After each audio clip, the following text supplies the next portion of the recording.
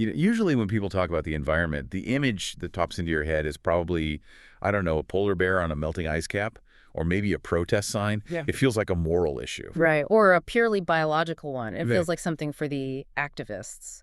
Or, something you worry about after you've fixed the economy. Exactly.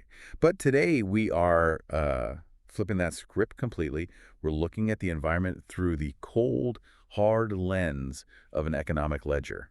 We're talking about the environment as an asset class, one that we are rapidly, and I mean rapidly, driving into bankruptcy. And that is the terrifying part, isn't it? You can ignore a moral plea. It's much, much harder to ignore a margin call. A margin call. And nature is starting to issue those margin calls. Welcome back to the Deep Dive. Today we are bringing the energy and getting laser focused. This is a special high-stakes edition for our UPSC aspirants. We are cracking open the NCERT Class 11 economics textbook, specifically Chapter 9, Environment and Sustainable Development. And this is such a classic chapter. Let me just say, if you're prepping for General Studies Paper 3, GS3, or for prelims, this is an optional reading. This is foundational. We aren't just learning to save the trees. We're learning how to save the GDP from collapsing because the trees are gone. Absolutely. But before we wade into the syllabus, I have to be very, very clear about who is making this deep dive possible. This deep dive is brought to you by the Simplified UPSC by PPP YouTube channel. A vital resource. Yeah. Honestly, if you're a serious aspirant, you already know the value of structured, no-nonsense content like that. Precisely. So I have a humble request for you listening right now. If you find value in what we're doing, if this helps you connect the dots, please just take a second and go and subscribe to the channel. It makes a huge difference. It really does. And if you are capable, please consider supporting the team on Patreon. That support is literally the fuel that allows the team to keep creating this super useful content. It really does. I mean, high-quality research takes time, and it takes resources. A huge warm shout out to all the current supporters. You guys are the rock stars keeping the lights on. Also, please remember to like the video and share your valuable comments. We read them, and they help the algorithm find other learners like you. Community engagement is so key. One last critical note. We have a resource alert. There are free notes with practice previous year questions PYQs available right now on the public Telegram channel. But there's always a but. There is. If you want the full experience, if you want to access all videos in this series at once, along with organized premium notes that include detailed breakdowns, extra PYQs, and model mains answers, you need to join the private Telegram library. And that's where the real treasure trove is. I mean, model answers, that's gold for mains prep. Total gold. So just DM us on the public Telegram channel to join that private library. Okay. Done. Let's unpack this. Let's get into it. So, Chapter 9, we said this is economics, not biology. But the NCERT starts with a definition that sounds, well, pretty biological. It calls the environment the total planetary inheritance. It's a beautiful phrase, isn't it? Inheritance. It implies something passed down that has value, something we're stewards of. Exactly. But the NCERT gets specific pretty quickly. It breaks this inheritance down into two categories that you absolutely must know: biotic and abiotic. Okay, let's make sure we aren't just memorizing terms here. So, biotic. That's the living stuff, right? The plants, the animals. Correct. The birds, the bees, the forests, the fisheries, even the microbes in the soil. If it has a pulse, performs photosynthesis, or, replicates DNA, it's biotic. And abiotic must be the non-living things then. That's the infrastructure, you could say, the non-living elements. So air, water, land, rocks, sunlight. Now, here is the trap. A lot of students think of these as two separate lists. Right, like a matching game. Biotic on one side, abiotic on the other. Exactly. But for the exam specifically for UPSC, the magic word is interaction. It's not that rocks exist and birds exist separately. It's that the birds rely on the rocks and the water to survive, and the rocks are weathered by the plants. It's a system. This reminds me of a perfect example from the archives. Do you remember the 2015 prelims? I think it's question 84. I do. That was a classic definition trap. A really good question. So the question asked for the best description of an ecosystem. And the options were really tricky. One option was just flora and fauna of a region. That sounds kind of right, doesn't it? It sounds right to a layperson, but it's incomplete. That's just the biotic list. It completely ignores the infrastructure, the abiotic part. Okay. And another option was the physical part of the Earth inhabited by living things. Again, that focuses way too much on the abiotic location, the physical part. It misses the biological community aspect, the dynamism. And so the correct answer was A community of organisms interacting with one another and with their physical environment. Bingo. That is the NCERT definition coming to life right there. It's the interaction between the biotic and the abiotic that makes it an ecosystem. If you miss the interaction, you miss the entire point. So the environment isn't just a backdrop for our lives. It's an active, living system. Which leads to the big economic question. What does this system actually do for us? The text lists 4 vital functions. These are the pillars. Honestly, if you're writing a mains answer on environmental economics, these are your subheadings. You can't just say environment is good. You have to specify how it serves the economy. Okay, walk us through them. Function number 1. Supply resources. This one seems obvious, right? We extract things. But the key distinction here for the exam is between renewable and non-renewable. Renewable being things that grow back, like trees, fish. Exactly. Resources that can replenish themselves if, and that's a big if, we don't extract them too fast. Non-renewable are the one-offs. Fossil fuels. Fossil fuels, minerals. Once you burn a ton of coal, it's gone. It doesn't grow back on a human time scale. From an economic standpoint, one is like income, renewables, and the other is capital depletion, non-renewables. Okay, function number 2. This is one I think people totally take for granted until it breaks. Assimilate waste. You can think of this as the planet's janitorial service. I like that. Every single economic activity, whether you are manufacturing a car, growing wheat, or just breathing, creates waste. You exhale CO2. The factory spews chemical runoff. And the environment's job is to clean that up, to absorb it. Right. The rivers dilute the chemicals, the bacteria in the soil break down the organic matter, the wind disperses the smoke, it assimilates the byproducts of our economy. Until it can't. But we'll get to that. Function number 3. Sustain life. This is a bit more abstract, but it's crucial. It refers to genetic and biodiversity. It's the life support system. Without the vast genetic variety of plants and animals, the whole biological web just collapses and we go with it. We aren't separate from this web. Not at all. We are at the top of it and very dependent on it. And finally, function number 4. This one feels a bit soft.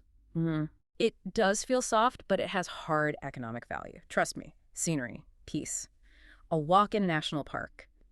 This is quality of life. If the air is gray and the rivers smell like sulfur, your quality of life plummets, even if your GDP is high. And property values drop. Tourism revenue vanishes. Exactly. It's real money. So we have these 4 services: supply stuff, clean up our mess, keep us alive, and, well, look pretty. That's the ideal situation, yes. But the text introduces a concept that sounds like a stock market crash: the reversal of supply-demand relationship. This is the absolute core thesis of the chapter. To understand this, you have to look at history. Go back to the pre-industrial era, before steam engines, before mass plastics. The population was small. Our tools were primitive. Precisely. So our demand for resources was way, way lower than the supply nature offered. We chopped down trees, sure, but the forest grew back faster than our axes could swing. And the waste, what about that? Minimal. We threw away organic waste that the earth could easily break down. We were operating well within what the text calls the absorptive capacity. So no environmental crisis. None. Not even a concept. But then, the Industrial Revolution. The Great Explosion. Population booms, consumption skyrockets. We invent materials that don't break down, like plastics. And suddenly that whole equation just flips on its head. Demand is now far greater than supply. We're taking more than it can give. We are extracting resources faster than they regenerate, and we are dumping waste faster than the planet can scrub it clean. You use 2 terms there that sound really similar, but I have a feeling the UPSC examiners love to swap them to confuse people: carrying capacity and absorptive capacity. You are absolutely right to flag that. They are very distinct, and you need to know the difference. Absorptive capacity is specifically about waste. Can the river handle the sewage? Can the atmosphere handle the smoke? It's the drain pipe. Okay, the drain pipe, I like that. And carrying capacity. Carrying capacity is the umbrella term. It's the big picture. It implies that 2 conditions are being met. 1, resource extraction is less than regeneration. And 2, waste generation is within that absorptive capacity. So if you fail the absorptive capacity test, if the river creates a dead zone because of pollution, you have automatically failed the carrying capacity test. Exactly. The ship is overloaded. The text says we are currently spending our planetary inheritance. We aren't living off the interest anymore. We are eating the capital. And when you eat the capital, eventually you go broke. And going broke, in environmental terms, looks like global warming and ozone depletion. The text throws some hard numbers at us here. It says atmospheric temperature has risen by 1.1 degrees Fahrenheit over the past century. Which sounds so small, doesn't it? People hear 1 degree and think, so what? It's a little warmer. But you have to remember, that is a global average. That slight rise is what's melting polar ice caps. It's what's raising sea levels. And for India, this is absolutely critical because of the Himalayan glaciers, right? It's an existential threat. Our drinking water, our agriculture, so much of it depends on the snow melt feeding the Ganga and the Yamuna. Yeah. If that melt happens too fast, you get floods, or if it disappears, you get drought. We're in deep, deep trouble either way. The text also explicitly brings up the Kyoto Protocol from 1997. Yes, the first major international agreement to try and cut greenhouse gases. And this is a hotbed for prelims questions. UPSC loves to test your understanding of who is to blame and the politics of these agreements. What do you mean by that? Well, look at the 2025 prelims, question 38. It discussed CO2 emissions per capita versus total emissions. Right, because India produces a huge amount of CO2 in total. But on a per-person basis, we are way, way below the developed West. That question was testing your ability to parse that nuance. Are we the villains, or are we just a very large population trying to develop? The NCERT gives you the context to argue that distinction. And this all links back to the 2016 prelims, question 55, about the greenhouse gas protocol. It's all connected. The NCERT gives you the core concept, global warming, and the exam asks you about the specific mechanisms and protocols we use to try and fight it. And there's also the issue of the assimilate waste function failing. The text mentions acid rain. A classic, tragic example. We pump sulfur dioxide, SO2, and nitrogen oxides, NO2, into the air from factories and cars. The atmosphere tries to assimilate it, but it just can't handle the sheer volume. So it mixes with water vapor and rains down as acid. Which kills the fish and destroys the forests. It literally burns the lungs of the planet. And again, look at the prelims. 2013, question 30 and question 49. They asked directly about acid rain and photochemical smog. These aren't just chemistry questions. No. They're questions about the assimilate waste function failing. I love that framing. It really helps to see the questions not as random facts, but as checks on these core economic functions of the environment. That's the secret to cracking this paper. You need the framework, not just a list of facts. Okay, so we've established the theoretical framework. The planet has limits, and we are smashing right through them. Now let's zoom in. Section 2 of the chapter, the state of India's environment.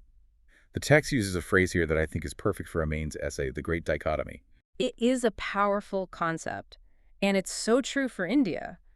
We're stuck in this unique, really tragic contradiction.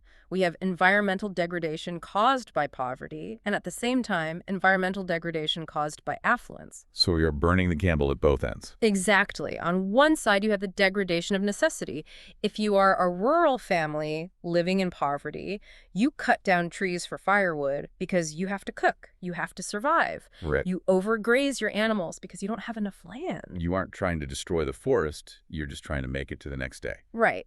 But the impact on the environment deforestation, soil erosion, is very real. That's the poverty side of the coin. And the affluent side. That's the degradation of excess. The growing middle class. We buy cars, we generate mountains of plastic waste, we run air conditioners that consume huge amounts of power.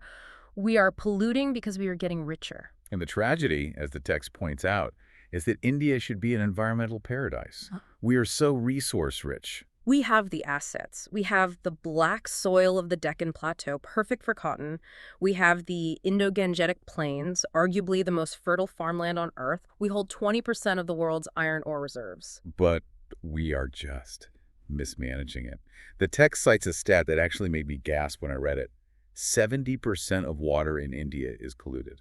7, 0. It's a full-blown crisis. And it's not just the water, it's the land itself. The math on land usage is terrifying. It is. Just think about this. India holds 17% of the world's human population and 20% of the world's livestock. Okay, that's a lot of mouths to feed, human and animal. A huge amount. Yeah. But we have to squeeze all of that onto just 2.5% of the world's land area. The density is just, it's too high. It's a pressure cooker, and the result is massive soil erosion. We are stripping the vital nutrients, nitrogen, phosphorus, potassium, the NPK, out of the soil far faster than natural cycles can ever replace them. This connects directly to a prelims question, doesn't it? This is Uh, 2014, question 42. Yes, about soil erosion.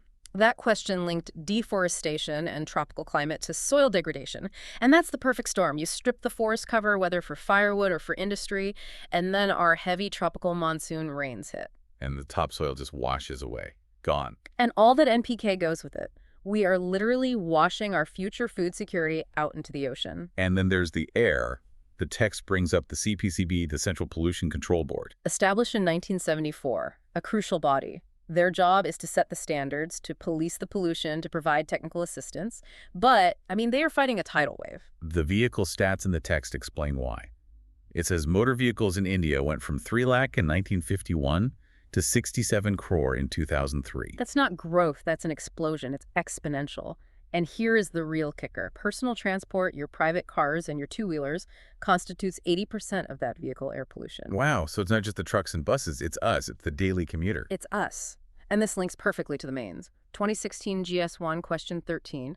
It asked about the concept of an air mass and its role in macroclimatic changes. How does that connect? That sounds very technical. Well, when you have that level of vehicular pollution in a concentrated urban area like Delhi or Mumbai, you aren't just making the air dirty. You are physically changing the composition of the air mass over the city. You create urban heat islands. You alter rainfall patterns. You're creating a whole new microclimate of pollution. Precisely. It's not just an inconvenience you have to breathe through. It's a meteorological shift with long-term consequences. Okay, so the diagnosis is bad. The functions are failing. India is squeezed by both poverty and wealth, and our land and air are suffering. So what is the prescription? This brings us to Section 3, Sustainable Development. Sustainable development. It's such a buzzword, isn't it? You see it on coffee cups and corporate reports. But for an economist, for this exam, it has a very hard, specific definition. The text goes right to the source, the Brundtland Commission. The United Nations Commission on Environment and Development. Their definition is the gold standard. You have to know it. Development that meets the need of the present generation without compromising the ability of the future generation to meet their own needs. There are two absolutely key ideas there, need and future. Exactly. It emphasizes need versus greed. Development should be about fulfilling basic needs, not endless wants. And it establishes a moral contract called intergenerational equity. Intergenerational equity. We have an obligation to hand the planet over in at least as good a condition as we received it. We're borrowing it from our children. But how do we measure that? How do we know if we're doing it right? The text introduces an economist named Herman Daly, and he gives us some very specific rules. He uses a ship analogy, doesn't he? He does, the plimsoll line. If you look at a big cargo ship, there's a painted line on its hull. If you load the cargo past that line, the ship sits too low in the water and it's in danger of sinking. And Daly says the Earth's economy has a plimsoll line. It's the carrying capacity. To stay afloat, he gives us a clear roadmap. Rule number 1, limit population to carrying capacity. If there are too many passengers, the ship sinks. It's simple physics. Simple enough. Rule number 2, technological progress should be input efficient, not input consuming, so we need to get more energy out of less coal. Or even better, just get rid of the coal. Rule number 3. That's for renewables. The rate of extraction must be less than the rate of regeneration. So don't chop down the forest faster than it can grow back. Exactly. And Rule 4 handles the non-renewables, like oil. This is the one I found most interesting. It's the most clever one, I think. Daly says you can use non-renewables, but the rate of depletion should not exceed the rate of creation of renewable substitutes. So if we are draining our oil wells by, say, a gigawatt of energy potential per year, we need to be building a gigawatt's worth of solar panels at the exact same time to replace that capacity. Precisely. It frames the use of oil as a bridge to the future, not as a dead end. And finally, Rule 5. Correct inefficiencies arising from pollution. This is where government policy comes in, right? This is where it's crucial. This is carbon taxes. This is the Environmental Impact Assessment, or EIA. And speaking of which, 2024 GS3, question 8, was directly about the role of the EIA. Wow, that's a direct application of Daly's rule. The EIA is the tool we use to check if a big project is going to sink the ship before we even load the cargo. And look at 2020 GS1, question 16, which discussed India's immense solar energy potential. That links directly to Daly's rule about shifting to renewables to stop depleting the non-renewables. It all connects. So we have the theory, we have the rules, now let's get practical. Section 4, Strategies for Sustainable Development. The text lists specific ways we can actually do this. Let's start with energy. Energy is the big lever. If you change energy, you change everything. The text breaks this down into a rural versus an urban strategy. In rural areas, the big push is for LPG and gobar gas. Now hold on. LPG is a fossil fuel. It's petroleum gas. Why is that considered a sustainable strategy? That's a great question. You have to look at the alternative. The text mentions that rural households largely use wood or dried dung cakes for cooking fuel. Right. This causes massive deforestation and, crucially, crippling indoor air pollution. Oh, the smoke in the kitchen. It's a major health hazard, especially for women and children. So switching to a cleaner burn like LPG or gobar gas, which is biogas, saves the forests and saves people's lungs. It's a net positive transition. Okay, that makes sense. And for the cities, the text mentions CNG. Compressed natural gas. The text specifically cites the success story of public transport in Delhi. Moving the entire bus fleet to CNG significantly cleaned up the city's air quality compared to the old diesel days. But the ultimate goal is the big guns. Wind and solar, photovoltaic cells. And India is just blessed here. We are a tropical country. We get so much sun. It's a resource we've only just started to tap into properly. This connects directly to Maine's 2021 GS3 question 6. It asked about the Green Grid Initiative and the International Solar Alliance launched at Katupi 26. That is the modern geopolitical application of this NCERT strategy. The International Solar Alliance is basically India standing up on the world stage and saying, we have this incredible resource, let's lead the world in using it. Another energy strategy the text mentions is mini hydel plants. I found this interesting. Why mini? We love building massive dams in this country. Bakra Nangal, Terry. We do, but massive dams have massive, massive costs. They inundate huge tracts of forest, they displace thousands of people, they completely disrupt the natural flow of the river downstream. Right. The text argues for mini hydel because it uses the local stream flow to run a small turbine for local electricity needs. So it generates power without the huge ecological and social damage. Exactly. It keeps the assimilate, waste, and sustain life functions of the river intact because you aren't stopping the water, just borrowing some of its energy. Okay, let's move to traditional knowledge. Yeah. The text calls this going back to basics. It mentions Ayush, Ayurveda, Yoga, Unani, Siddha, and homeopathy. India has, get this, 15,000 documented medicinal plant species. 8,000 of them are used regularly. The text argues we should shift away from Western chemical processing back to these systems. Is this just about national pride, or is there a real environmental argument there? Oh, it's deeply environmental. If you rely on the forest for your pharmacy, you are far less likely to cut it down. It puts a direct economic value on biodiversity. Plus, you avoid building mass chemical factories that dump sludge into the nearest river. We see this in consumer goods now, too. Herbal toothpaste, herbal creams. It's actually a huge business. It is. And finally, the text discusses organic farming and biopest control. This is the direct answer to the Green Revolution's over-reliance on chemicals. So we're talking about using compost instead of chemical fertilizer, vermiculture using earthworms to create rich compost. Exactly. And biopest control. Instead of spraying DDT, which poisons everything from the insect to the soil to the person eating the food, you use natural predators. Well, neem trees have natural pesticide properties. Snakes are brilliant at controlling rat populations. Owls and peacocks prey on vermin that eat crops. So the strategy is don't kill the snakes. Generally, no. They are the farmer's friend. They protect the crop without poisoning the soil or the water table. You know, this links to a prelims question from 2016, question 54, about UNREDD plus HAP. While that question was about saving forests, the underlying logic is the same. Enhancing biodiversity resilience is good for the economy. And look at 2025 GS3, question 6. How can India achieve energy independence through clean technology by 2047? The perfect answer requires you to synthesize everything we just discussed.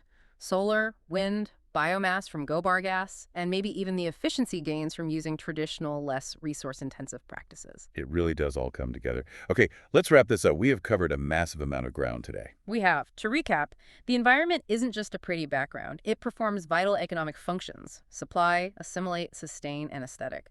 Right now, because of that supply-demand reversal, we are massively overdrawing our account. We are in deep, deep debt to nature. Deep debt. To fix it, we need sustainable development, which really means meeting our present needs without stealing from our kids. And the strategies are there: solar, wind, organic farming, and leveraging our own traditional knowledge. Okay, leave us with one final thought, something to chew on as we finish up. Well, connecting this to the bigger picture, the text mentions smart cities, and that was a mains question in 2015, question 19. But it implies that smart cities cannot possibly sustain themselves without what we might call smart villages. How so? What do you mean? Think about it. If we clean up Delhi with CNG buses, which is great, but we strip the rural areas of trees for firewood, and if we poison the rural soil with chemical fertilizers just to feed the city, have we actually achieved sustainability? Or have we just moved the pollution to where the rich people can't see it? That is a heavy question. Are we solving the problem, or are we just outsourcing it to a place we don't have to look at? It's something every future administrator needs to think about very carefully. Definitely. Well, that's it for this deep dive on Chapter 9.